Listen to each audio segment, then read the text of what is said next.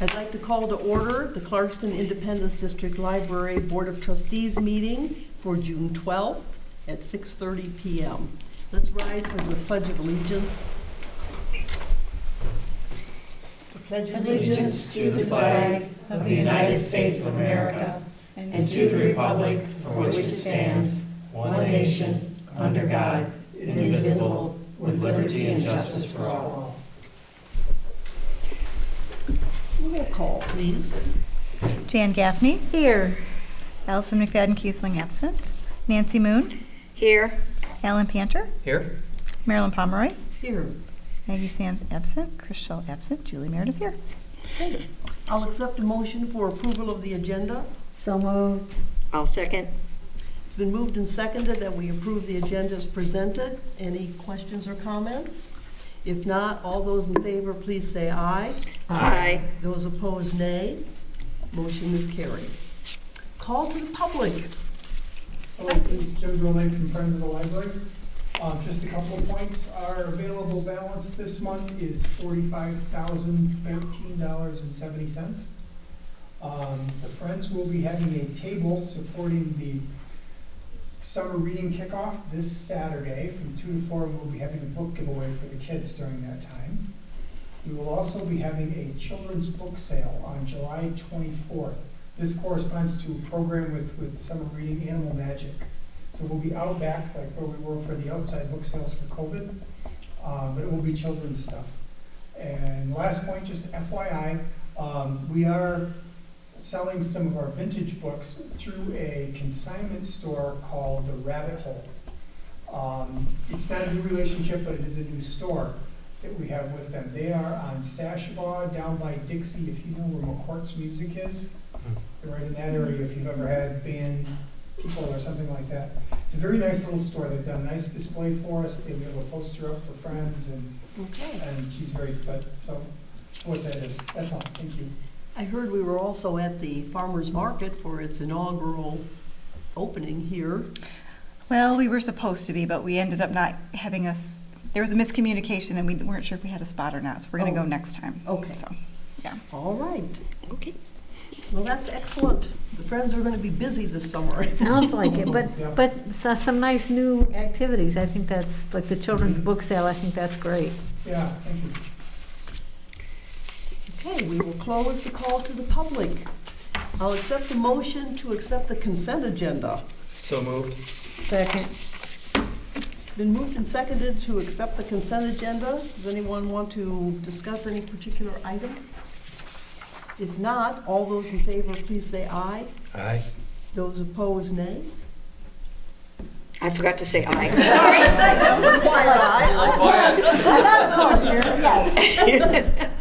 One aye and no nays. Motion is accepted. Okay. That was a very long piece of reading tonight. Okay, library statistics. All right, so the statistics are before you, and there are 2 months, so we're catching up a little bit because the last month's statistics weren't ready in time for the meeting. So just a few things that I'll point out.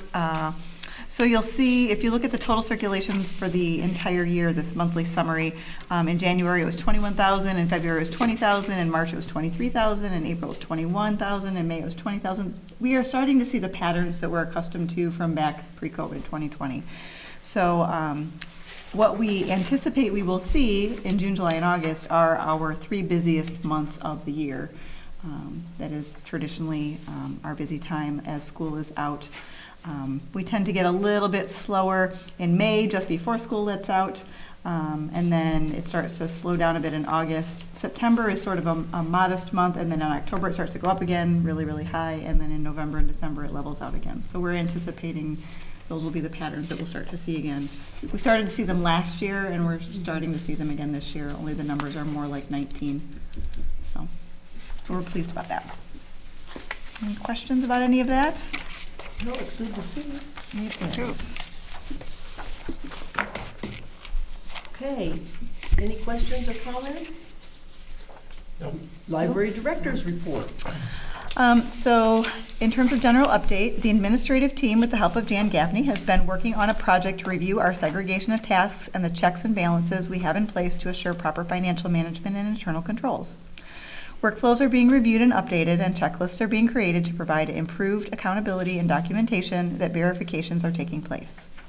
We are using details from the year-long Library of Michigan financial cohort training I'm taking, suggestions of best practices from our auditor, and more overarching ideas such as strategies from the Checklist Manifesto, How to Get Things Right by Atul Gawande, and Atomic Habits by James Clear. Any questions about any of that? We thank Jan for helping us with that process. No problem. She's been sitting in on the meetings and going over all of our pieces as we go through them. For the past few years, we have been working on a records retention project that includes the retroactive digitization of older records. Organizational records such as board meeting minutes, packets and or agendas, meeting minutes and packets, budgets and audits have been digitized and are housed on the library's public Documents on Demand webpage. Financial records have been digitized and housed on the Documents on Demand server accessible to staff. For the past few months, Nicole Evans and I have been going through paper records that were housed in my office that must be retained but are seldom accessed, and having those digitized and uploaded as well. Files such as past state aid reports, grant documentation, and millage ballot proposals fall into this category. We hope to complete this work in the next few months. It has been quite an undertaking, but it saves so much space and provides keyword searching capabilities. We will also be assisting the Friends of the Library in using similar strategies to manage their older organizational and financial records. So essentially what we're doing in terms of paper financial records, we keep current year +1 in the building, and then everything else is on a server that we can search if we need it, which is really nice in terms of having more space in that office. The fieldwork for the library's audit will take place on Tuesday, June 13th. This is the final step in the review process, as most of the material to be reviewed has already been provided electronically.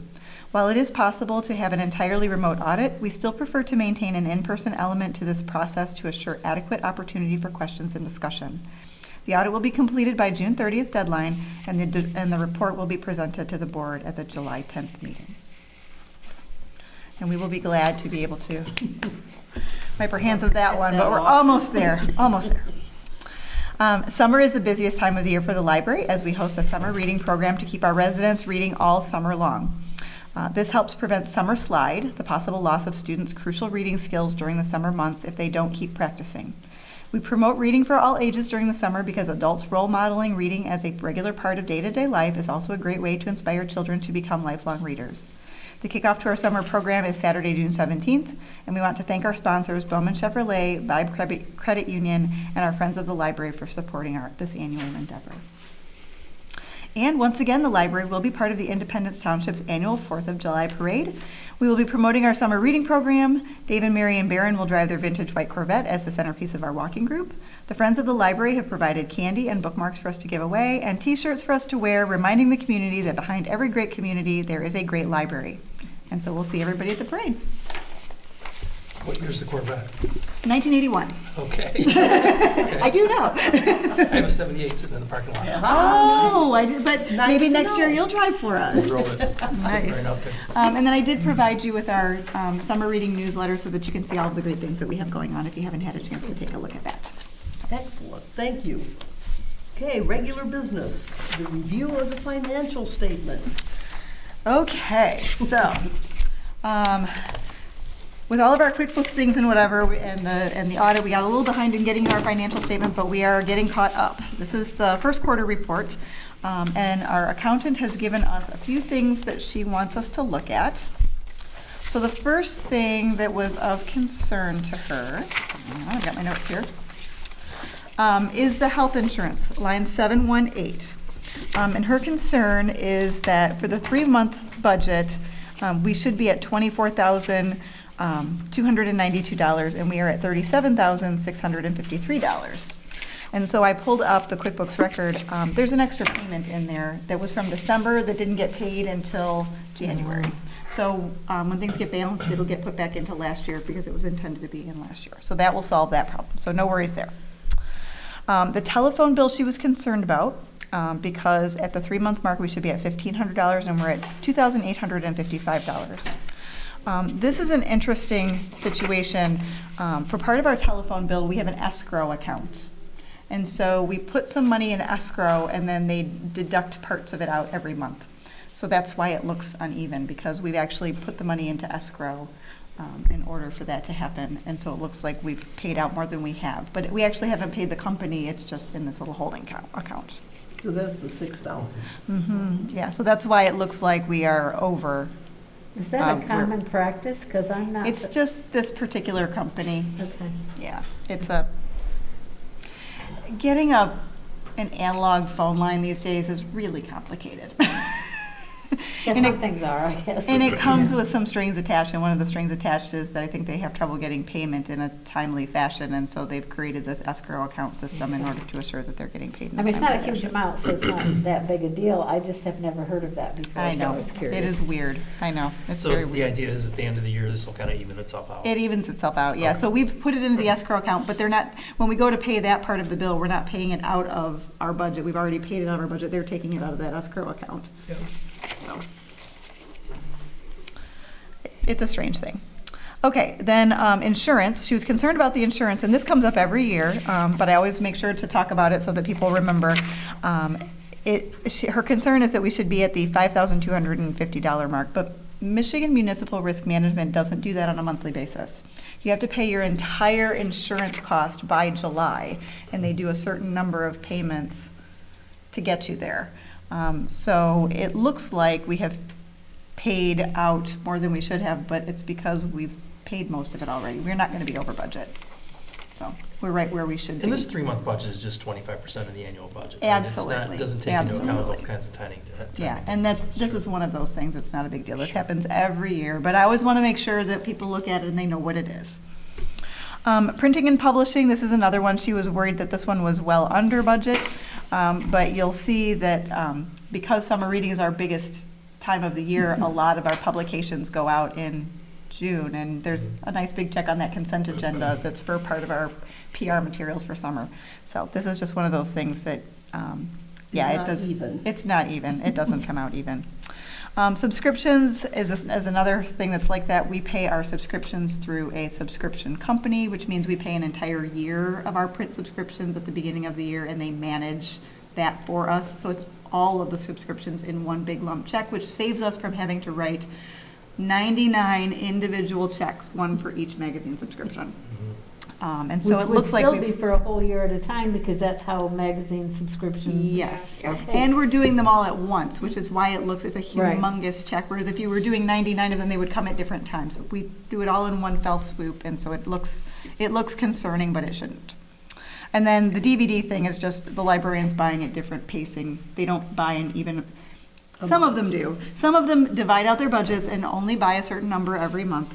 But the reason this particular one looks like it does is because there was a project specifically to go through and retroactively purchase things. They did a weeding process where any of the DVDs that were in really poor shape that needed to be replaced, they decided to do that at the beginning of the year, which made it a little bit easier because January is actually a slower time for our cataloging department, and they appreciated the processing coming a little bit earlier and not in the middle of their busiest time of year, which is when everybody wants all the new bestsellers ready by June 1st. So they did all this extra purchasing early on. The one thing that is a concern that I skipped over that I'm going to bring up is the water and sewer, 917. That one is a problem. And the reason it is a problem is because, like many vendors, in 2020 and 2021, they switched to sending the bills via email. And the problematic part about them coming via email is that they go to an individual account, and we had some turnover in staff, and so some of the bills were going to a dead email account, and we're not getting paid. We thought we had gotten completely caught up, but at the end of last year, they sent us a big bill for some that were left in 20. We didn't have a bunch of them that didn't get paid. We had some that didn't get paid, some from 20 and 2021, and we didn't realize those were missing. And so we gave them one big payment in January to cover all of that. But then the money would have gone into fund balance in 20 and 21 because we weren't paying the bills then. So essentially what happened is money in the fund balance needed to pay for this great big bill. Are So they gonna accrue that back to last year? I don't know. Probably not at this rate, because it's not last year, it's the year before. It was 2020 and 2021. Well, So instead of accruing it back to last year, it would be 2 years ago. So we, usually when it comes to being something that's a late payment like that, where we're doing a backlog, let it, yeah, it okay. doesn't get Mhm. cited back. Yeah, it doesn't get dialed Okay. back to the, if it were 2022, but we were paid up in 22, it was 2020 and 2021 where the Because problem you was. typically only hold the year open for journal entries for a certain period of time. Yeah, So the- it probably. Well, and the problem with this, I think part of what happened was, we had turnover in staff, they had turnover in staff, everybody thought we had gotten it all balanced, and then whoever came in this year looked at it and said, do you know you still owe us a whole bunch of money? And I was like, no. Yeah, So when they I- sent us, When I called, what happened is it was like 16 or 1700 that was before, but that was like a really old one that they reached out to somebody, and it was Julie. Then the next one, he called her and he's like, do you realize like this is here? And she's like, no. yeah, so, This is another COVID-related. Yes. Right. So Yes. that ended up being everything up to date, whereas the other one was like the stuff that was really old, so. so we are completely paid in full, but unfortunately, because it's coming out of this year's budget, now I don't have the money to pay the bills for 2023.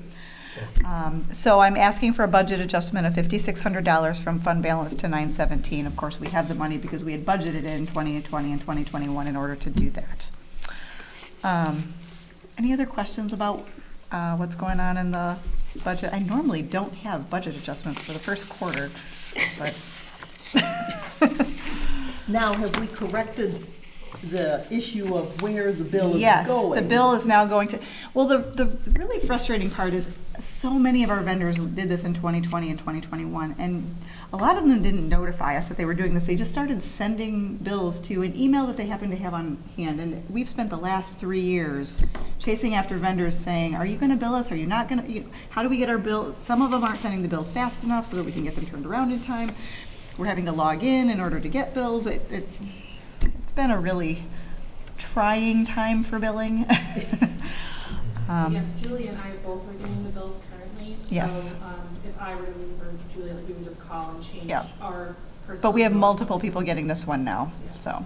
So we have, in other words, we have some redundancy Yes, so we- that we we don't lose paid- anything? We are, paid the first quarter, so like we're still caught up. Everything is still good. we're now setting it up so that, that all of the bills that come in are going to, that come in via email are going to the person who would be in charge of that bill and at least one other person. Okay. So, so for example, Allied is another one. That one goes to Arlene and to me. This one goes to Nicole and to me. And I think actually Debbie gets copied on this one as well. I think we've got 3 this time. Some places only allow you 2. Allied only allows us 2, but I we're. like the fact that we have a backup, Mhm. because then this Yeah. would not have happened had we had a Right. redundancy before. Yeah. Okay. And that's something that we just need to document when we keep putting these processes together. And that's part of, yep, and that's one of the things that we're doing is we're going to create a spreadsheet of who's getting these various bills in the same way that Debbie and I have been going through. And there are certain ones that we absolutely have to log in and get online in order to make sure that they get paid on time. And that would be things like Sun Life and HAP and Accident Fund, ones that if they get paid late are really problematic. And the last several months I've spent talking to these various companies, trying to get them to give us these bills as early as possible. So HAP I can get on the 3rd, Sun Life I can get on the 15th, Accident Fund I can get on the 7th. So we're trying to get them to back them up because they were not releasing them until the 15th, and then they were mailing them to us. And by the time they would come in the mail, we would have like 3 days to pay them because they were due on the 1st of the month. Okay, that's not enough time Yeah. to cut a check.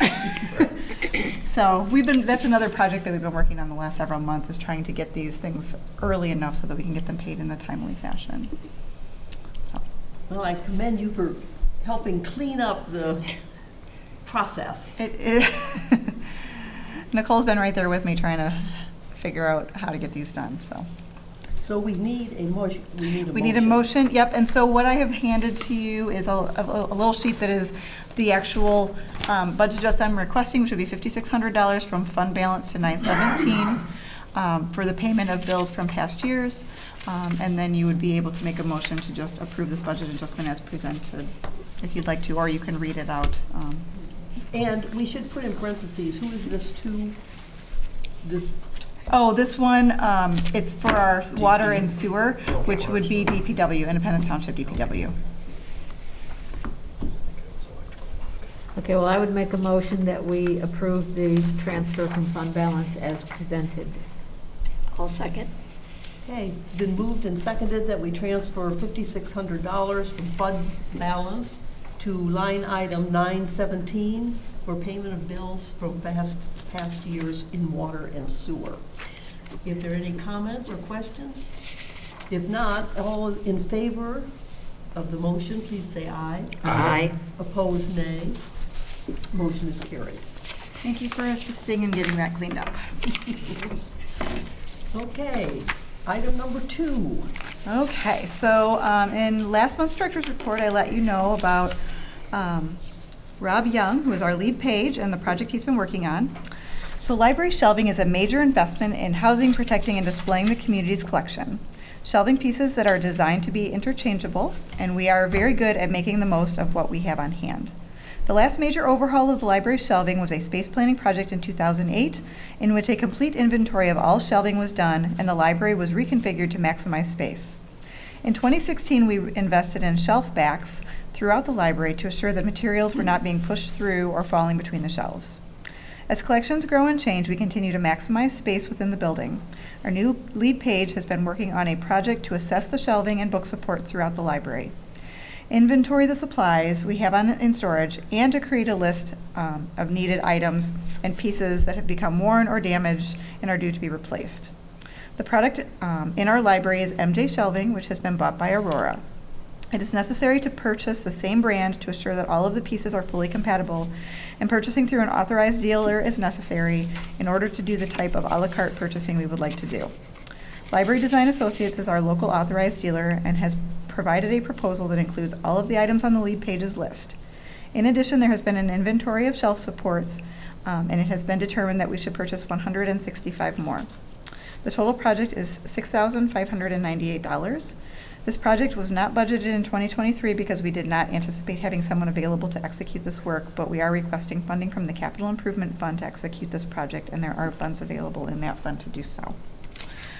So what you're seeing is, first of all, he did a really nice job going through and inventorying everything, but it literally is, 3 left pieces and 3 right pieces. It's so many 10-inch shelves, it's so many 8-inch shelves, it's a cap here, and just different pieces. It literally is as a la carte as you can get it.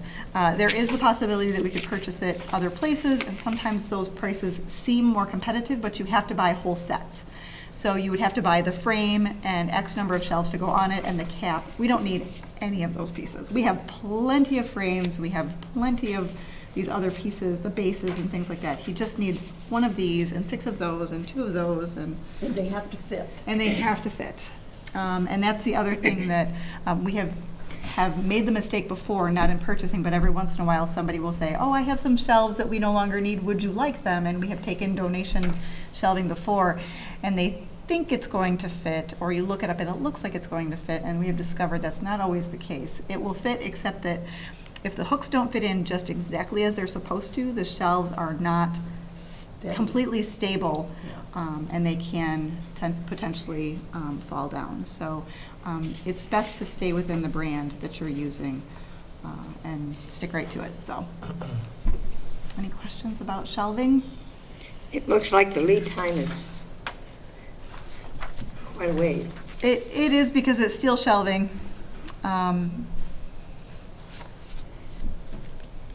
There's not much to be done about that. That's just the way they make it to order, essentially. Yeah, so we'd have it by fall, basically. Well, if anyone walks through the shelving looking for things, we want it to be stable. Yes. Yes. Yeah. The book supports are purchased separately, and that we will do. We will quote that out and get the cheapest price that we possibly can for the supports that we need. But he did put a proposal in that shows, he's done some pre-searching in terms of how much they cost. We definitely want the kinds that have either cork or foam, or cork or rubber on the bottom, because that keeps them from sliding on the shelves and keeps them from damaging the shelves, Yep. scratching the paint and that sort of thing. So this is going to be, it says installation labor to be provided by library staff. Yes. So essentially, Rob will do it himself. We're Okay. literally just buying the pieces and parts and paying the shipping, and Library Design is Okay. happy to do that for us because we do other business with them. So, Okay. yeah, and Rob Okay. has said, yep, he'll do it. All right. Literally what he's doing. So it's all very, as I said, it's very à la carte. It's a frame and a base, and then the shelves pop into place. Most of the staff knows how to do the popping in and out of the shelves. The caps are a little more involved.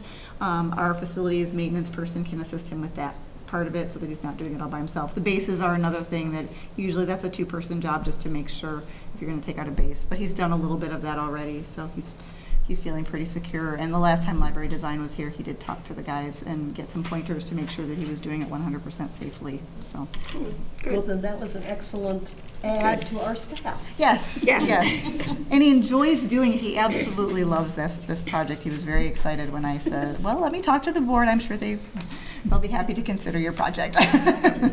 So, If there are no other questions, I'll approve a motion. I'll accept a motion. I make a motion to transfer $6,600 from the library's capital improvement fund, from the fund balance to 975 for new shelving as needed. Is there a second? I'll second. Okay, it's been moved and seconded to approve a budget adjustment of $6,600 from fund balance to line 975 to improve our shelving capabilities. If there are no questions, all in favor, please say aye. Aye. Opposed, nay. Motion is approved. Thank you. And now, I will accept a motion for adjournment. I make a motion that we adjourn? All second. It's been moved and seconded that we adjourn. Pay attention. All in favor, please say aye. Aye. Aye. Opposed, nay. We are adjourned at 6:50, what, 8? Yeah, Is that close enough? That looks good. it looks good. Thank you.